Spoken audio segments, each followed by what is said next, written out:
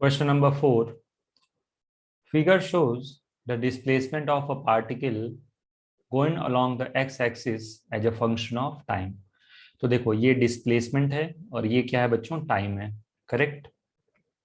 तो displacement versus time graph दिया हुआ है. The force acting on the particle is zero in the region. पूछ रहा है कि किस रीजन में force acting on the particle is zero. तो देखो जो स्लोप होता है, slope of displacement versus time graph, ये क्या देता है बच्चों हमें? Slope of displacement time graph is equal to velocity.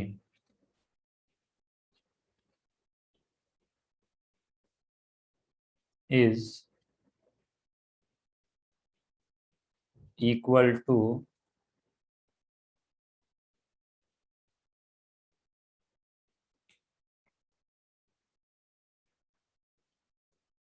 Correct. ये वेलोसिटी के इक्वल होता है. मेरी बात समझ में आ रही है? तो अब देखो यहाँ पे जो स्लोप है, ए से बी तक स्लोप क्या है? कांस्टेंट. मतलब यहाँ पे वेलोसिटी कांस्टेंट है. सी से डी तक स्लोप क्या है? कांस्टेंट है. मतलब इस रीजन में ए बी और सी डी में वेलोसिटी क्या है? कांस्टेंट. इसका मतलब वेलोसिटी कांस्टेंट तो बताओ क्या होगा? एक्सेलरेशन जीरो, और एक्सेलरेशन जीरो होगा तो फोर्स जीरो होगा. सो फॉर ए बी, अच्छा ए बी में कुछ अलग वेलोसिटी है, सी डी में अलग वेलोसिटी है, दोनों में वेलोसिटी सेम नहीं है, लेकिन दोनों में जो भी वेलोसिटी है वो कांस्टेंट है. So for A B and C D slope is constant. Slope is constant. This implies velocity is constant.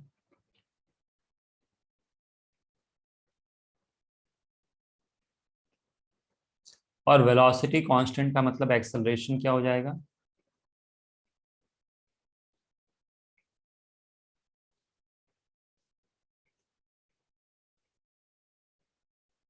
Acceleration is equal to zero. Okay, acceleration जो है ये जीरो के इक्वल होगा. करेक्ट. इसका मतलब एक्सेलरेशन जीरो तो force क्या हो जाएगा? जीरो. तो ए और सी डी में फोर्स जीरो हो जाएगा. क्यों? क्योंकि फोर्स जो होता है वो मास इनटू एक्सेलरेशन होता है. So this implies force is zero. समझ में आ गया? Next, question number 5. Figure shows a heavy block kept on a frictionless surface and being pulled by two ropes of equal mass m. देखो बच्चों यहाँ पे क्या है? This is a heavy block. मतलब आप मान सकते हो कि इसका मास कुछ कैपिटल m है. ठीक है. At time t equals to zero the force on the left rope is withdrawn. तो पहले एक फोर्स ऐसे लग रहा था और यहाँ पे एक फोर्स बच्चों ऐसे लग रहा था. अब हमने क्या किया? Time t equals to zero पे ये जो इस फोर्स को हटा दिया. समझ में आ रही है? Is withdrawn but the force on the right hand continues to act. लेकिन ये वाला जो फोर्स है ये लगातार लग रहा है. Correct. Let F1 and F2 be the magnitude of force by the by the right rope and the left rope on the block. तो F1 क्या है? Force applied by the right rope on the block. F2 क्या है? Force applied by left rope on the block. और F1 और F2 के बीच में F1 F2 क्या होगा? Time t equals to zero से पहले और time t equals to zero के बाद में हमें ये फाइंड करना है. ऑप्शन अलग अलग दे रखे हैं. हमें ऑप्शन हमेशा पढ़ना होता है ऑब्जेक्टिव में. ऑप्शन पढ़ने के बाद ही क्वेश्चन सॉल्व करना शुरू करना है. तो पहले time t equals to zero से पहले, time t equals to zero से पहले मतलब इस फोर्स को विड्रॉ करने से पहले F1 और F2 की वैल्यू क्या होगी? और सी और डी ऑप्शन क्या बोल रहा है? टाइम टी इक्वल्स टू 0 के बाद, जब मतलब आपने इस फोर्स को हटा दिया ना, उसके बाद ये वैल्यू क्या आएगी, हमें यही फाइंड करना है। ओके, चलो ध्यान से देखना।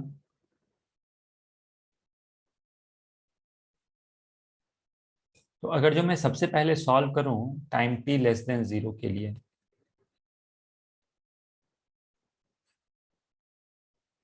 For time T less than 0, okay, तो टाइम टी लेस देन 0 के लिए यदि मैं फ्री बॉडी डायग्राम ड्रॉ करूं,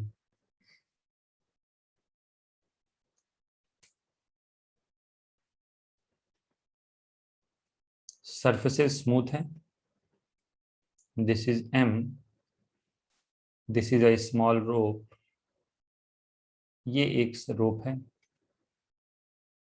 यहां से फोर्स मैंने ऐसे लगा दिया, यहां से फोर्स बच्चों मैंने ऐसे लगा दिया। तो क्या मैं बोल सकता हूं कि ये पूरा का पूरा सिस्टम स्टेशनरी होगा? यस। तो सबका एक्सेलरेशन क्या होगा? Acceleration of this system will B 0। अब चलो फ्री बॉडी डायग्राम ड्रॉ कर दो। पूरा ड्रॉ नहीं करेंगे, वर्टिकल फोर्सेज मैं यहाँ पे नहीं दिखा रहा हूँ क्योंकि मुझे पता है vertical forces are balanced. This is the left rope, this is the block, this is the right rope. अब सबका एक्सेलरेशन 0 है। राइट रोप का फ्री बॉडी डायग्राम ड्रॉ करो। राइट रोप का एक फ्री बॉडी डायग्राम में ये फोर्स मैंने दिखा दिया यहाँ पे ऐसे। अब क्योंकि बच्चों इसका एक्सेलरेशन 0 है, अच्छा चलो ये भी दिखा देते हैं। यहां से लगा एक फोर्स F1, ब्लॉक ने रोप को अपनी तरफ खींचा F1 फोर्स से, इसने रोप ने ब्लॉक को अपनी तरफ खींचा F1 फोर्स से। यहां पे क्या हुआ देखो, इस पे एक फोर्स लगा है F, इस ब्लॉक ने रोप को अपनी तरफ खींचा F2 फोर्स से, क्वेश्चन में यही दिया था ना। और इस रोप ने क्या किया, इस पे एक फोर्स लगाया जिसको हम लोग टेंशन फोर्स बोल सकते हैं F2। F1 क्या है? F1 is force by the right rope on the block, F2 क्या है? Force by left rope on the block. अब क्योंकि एक्सेलरेशन 0 है तो क्या मैं यहां से बोल सकता हूं कि F is equal to F1, sorry F is equal to F2, correct. यहां पे इसका एक्सेलरेशन 0 है तो क्या मैं लिख सकता हूं F2 is equal to F1? यहां से मैं क्या बोल सकता हूं? F1 is equal to F2। ऐसा क्यों बोल रहे हैं बच्चों हम लोग? क्योंकि एक्सेलरेशन 0 है। क्या मेरी बात समझ में आ रही है? Therefore F1 is equal to,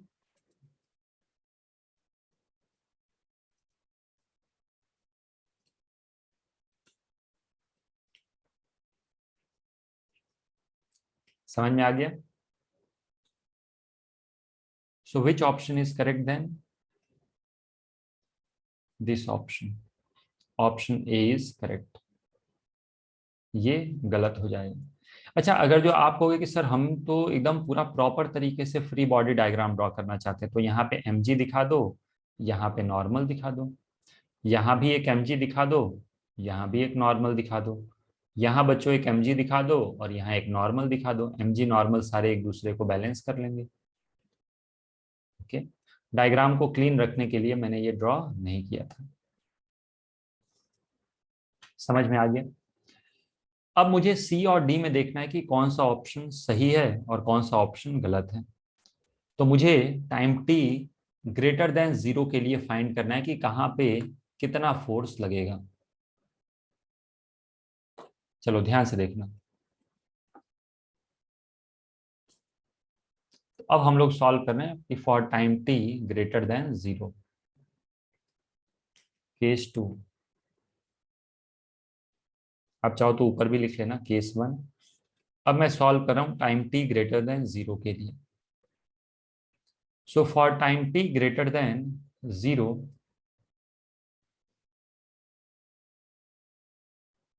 okay, जब टाइम टी 0 से बड़ा होगा, ओके, तो क्या ये फोर्स गायब हो गया है? यस, ये फोर्स हो गया गायब। और बच्चों यदि ये फोर्स हो गया गायब, तो क्या मैं लिख सकता हूं कि acceleration of the system will be equal to net force. Net force कितना है इस पे? अब F। वर्टिकल फोर्सेस तो बैलेंस होंगे, so this is equal to total mass, that is 2m plus m. This is the acceleration. Free body diagram उसी प्रकार से बनेगा, बस ये वाला जो फोर्स है वो हो जाएगा एब्सेंट। समझ में आ गई मेरी बात? ओके। अब आप F is equal to M में अप्लाई कर सकते हो। जैसे देखो यहाँ पे इस रोप के लिए अगर जो मैं लिखूं फॉर दिस रोप, इस रोप के लिए लिखूं तो नेट फोर्स कितना है F2 and this is equal to mass into acceleration. ये मैंने किसके लिए लिखा? इस रोप के लिए मैंने इक्वेशन लिख दिया, करेक्ट। अब ये मैं इस रोप के लिए नहीं, इस ब्लॉक के लिए लिखूं। चलो ऑप्शन भी देख लेते हैं, ऑप्शन क्या क्या है।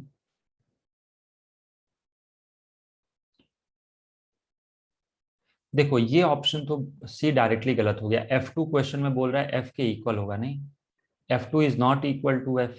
F2 की वैल्यू देखो कितनी आ गई यहां से। अच्छा फिर तो दोनों ही गलत हो गया डायरेक्टली। आगे अब आपको सॉल्व ही नहीं करना है। देखो F2 की वैल्यू कितनी आ रही है? F2 की जो वैल्यू आ रही है यहाँ से, this is equal to mass into acceleration. This is mass and what is acceleration? F upon,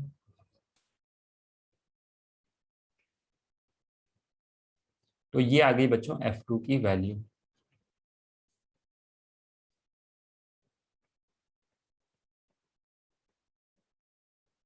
correct.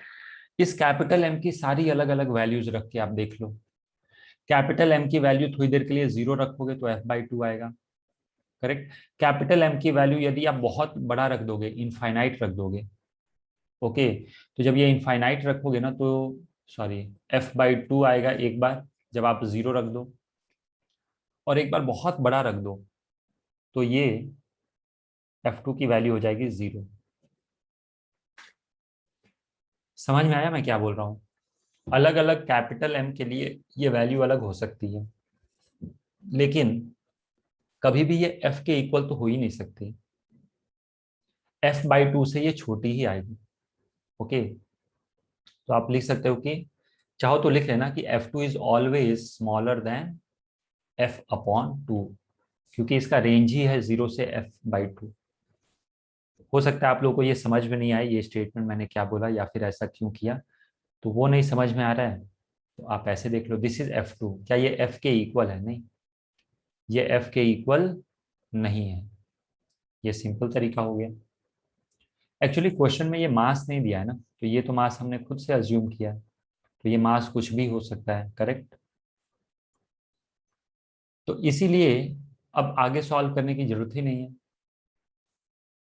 ये कंडीशन तो कभी ये तो होगा ही नहीं ना कभी, तो ये दोनों स्टेटमेंट हो गए गलत, ओके। और आपको पता है ए और बी में से तो ए सही है, बी गलत है, ओके। अच्छा ये सही होगा, F1 is less than F। जब आप निकालोगे ना तो आपको ये दिख जाएगा सही, F1 is less than F। लेकिन F2 भी क्या होगा? This is also less than F। इसकी भी वैल्यू जो होगी ना ये F से कम आएगी, okay. Next question number 6। The force exerted by floor of an elevator on the foot of a person standing there is more than the weight of the person if elevator is, जो normal लग रहा है ना वो weight of the person से ज्यादा है। अगर जो मैं एक पर्सन का फ्री बॉडी डायग्राम ड्रॉ करूं,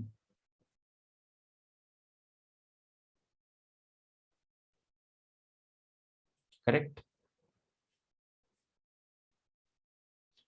तो यहां से क्या लग रहा है बच्चों? देखो नीचे की तरफ क्या लग रहा है? नीचे की तरफ लग रहा है mg, और ये क्या लग रहा है? This is normal. The force exerted by floor of an elevator on the foot of the person, मतलब ये नॉर्मल की बात कर रहा है। ये नॉर्मल किसने लगाया? फ्लोर ऑफ द एलिवेटर ने। ये नॉर्मल कहाँ लगाएगा? पैरों पे लगाएगा। और यहां पे क्या लिखा है? ये weight of the person, what is weight of the person? mg। तो वेट ऑफ द पर्सन से ये ज्यादा है, तो since n is greater than mg, इसका मतलब क्या ये पर्सन ऊपर की तरफ एक्सेलरेट कर रहा है? यस, देयरफॉर एक्सेलरेशन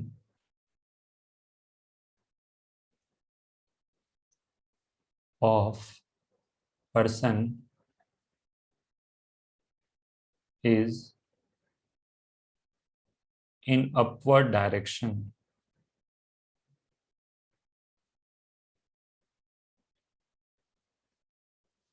अब आप देख लो कि किस केस में एक्सेलरेशन ऊपर की तरफ है।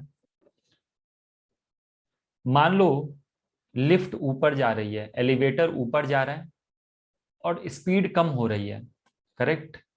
देखो, अगर जो कोई भी चीज ऊपर जा रही है और स्पीड कम हो रही है, क्या इसका मतलब एक्सेलरेशन नीचे है? यस, इसीलिए ये ऑप्शन हो गया गलत।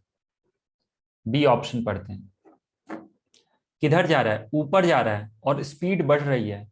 कोई चीज ऊपर जा रही है और इसकी स्पीड कब बढ़ेगी? जब एक्सेलरेशन ऊपर हो। इसका मतलब ये ऑप्शन हो गया बच्चों सही। This is the correct option. Okay. C option, नीचे जा रहा है एंड स्लोइंग डाउन। कोई चीज नीचे जा रहा है, मेरी बात समझ में आ रही है? नीचे जा रहा है लेकिन इसकी स्पीड कम कब होगी, स्लो कब होगा? जब एक्सेलरेशन ऊपर हो। तो यहां भी एक्सेलरेशन ऊपर आ गया तो सही है। D option. डी ऑप्शन क्या है? Going down and speeding up. जा रहा है नीचे, नीचे जाना मतलब वेलोसिटी का नीचे होना। जिधर जा रहा है मतलब वेलोसिटी उधर ही है। अब इसकी स्पीड बढ़ानी है मुझे, इसका मतलब एक्सेलरेशन किधर होगा? एक्सेलरेशन होगा बच्चों। तो क्या सही है ये? नहीं। वही ऑप्शन करेक्ट होगा जिस एक्सेलरेशन में एक्सेलरेशन ऊपर आएगा। एक्सेलरेशन ऊपर कहाँ आ रहा है? बी और सी में। So B and C are the correct option. Okay.